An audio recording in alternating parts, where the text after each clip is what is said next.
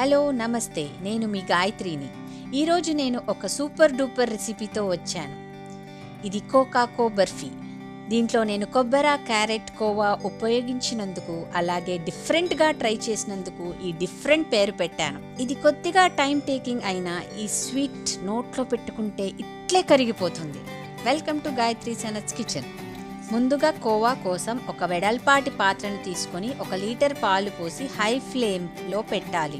పొంగు వచ్చిన తర్వాత స్టవ్ని సిమ్ చేసుకొని కలుపుతూ ఉండాలి. పావు భాగం అయిన తర్వాత కొద్దిగా నిమ్మకాయ రసం కలిపిన నీళ్లను కొద్దిగా పోస్తూ కలుపుకోవాలి. అలా చేస్తే కోవా రవ్వగా చాలా టేస్టీగా ఉంటుంది. తర్వాత 200 గ్రామ్స్ చక్కెర వేసి బాగా దగ్గరికి వచ్చేంత వరకు కలపాలి. ఇలా కోవా చేసుకోవాలి. తరువాత మరో ప్యాన్ తీసుకొని 2 స్పూన్ల నెయ్యి పోసి 2 కప్స్ తరిగిన క్యారెట్ వేసి ఫ్రై చేయాలి. ఇది అరౌండ్ 500 గ్రామ్స్ ఉంటుంది. 400 ml పాలు పోసి కలుపుతూ ఉడికించుకోవాలి. ఈ విధంగా కలుపుతూ క్యారెట్ అంతా ప్యాన్ నుంచి ఇలా సపరేట్ అవుతుంది. తరువాత 1/2 కప్పు లేదా 125 గ్రామ్స్ చక్కెర, 1 స్పూన్ యాలక పొడి వేసి కలిపి క్యారెట్ అంతా దగ్గరికి వచ్చేంత వరకు కలిపి పక్కకు తీసి పెట్టుకోవాలి. మరో ప్యాన్లో 2 స్పూన్స్ నెయ్యి పోసి 1 పెద్ద కప్పు కొబ్బరి తురుము వేసి ఫ్రై చేసి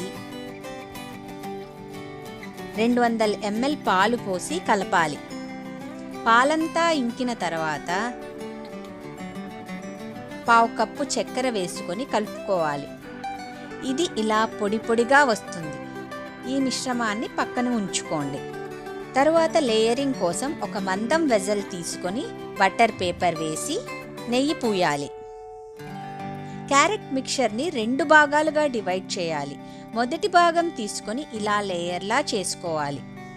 సైడ్స్ అంతా జాగ్రత్తగా ప్రెస్ చేయాలి. తరువాత సన్నగా తరిగిన జీడిపప్పు, బాదం, పిస్తా వేసి దానిపై కోవా లేయర్ వేయాలి. ఇప్పుడు కొంచెం కోకోనట్ మిక్చర్ వేసి అలా ప్రెస్ చేయాలి. అలా అయితే ఇది కోవాకి బాగా అతుక్కుంటుంది. మరో లేయర్ క్యారెట్ వేసి సర్ఫేస్ అంతా స్మూత్గా చేసుకొని సైడ్స్ అంతా బాగా ప్రెస్ చేయాలి. తరిగిన నట్స్ చల్లుకొని 6 to 7 అవర్స్ రెఫ్రిజిరేట్ చేసుకోవాలి.